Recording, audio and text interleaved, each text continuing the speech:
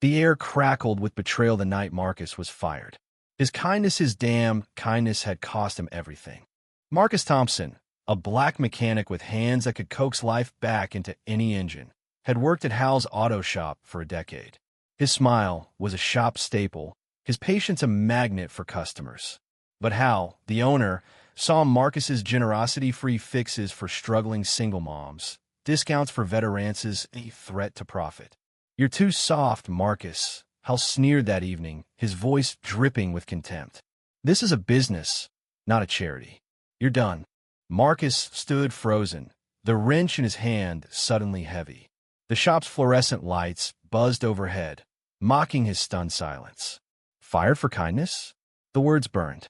He'd poured his soul into this place, fixed cars through sweat and late nights, only to be discarded like a worn tire. As he walked out, the clanging bell above the door felt like a final slap. By morning, word had spread through the tight-knit community of Eastwood. Marcus wasn't just a mechanic. He was a pillar. He'd fixed Mrs. Carter's old Chevy so she could visit her grandkids, taught young Jamal how to change oil, and never turn away someone in need. Hal's decision wasn't just cruel, it was a declaration of war on decency. At dawn, 7 black SUVs rolled silently into Hal's quiet suburban street, their engines humming with purpose.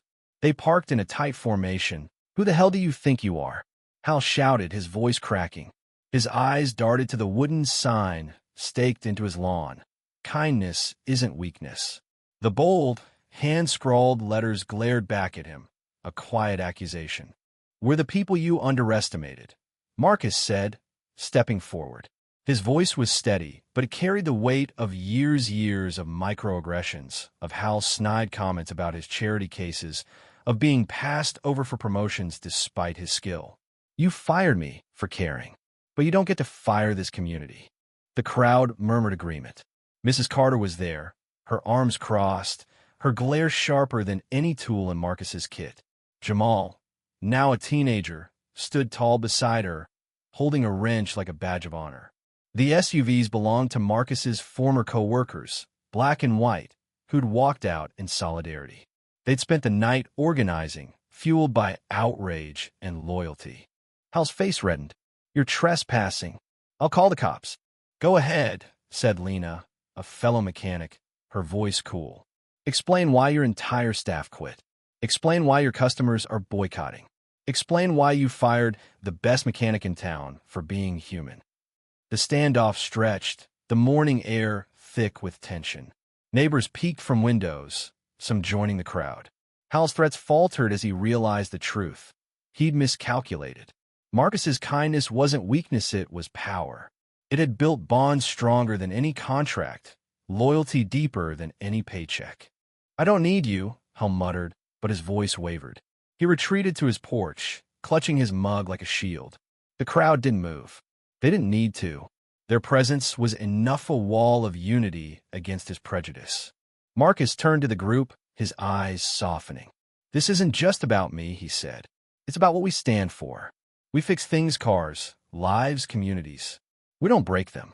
The crowd erupted in cheers, their voices echoing down the street. Hal's auto shop, once bustling, stood silent that day.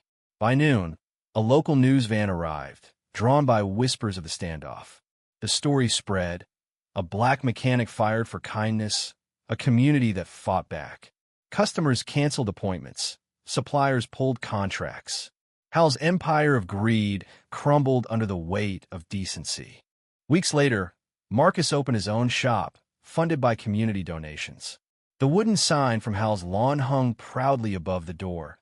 "Kindness isn't weakness." Cars lined up, engines purring under his skilled hands. Jamal apprenticed beside him, learning more than mechanics learning what it means to stand tall. Hal's shop closed within a year, its windows dark, its lot empty. Marcus's thrived, a beacon of humanity in a world too quick to judge. The 7 SUVs became legend, a symbol of justice rolling in at dawn. And Marcus?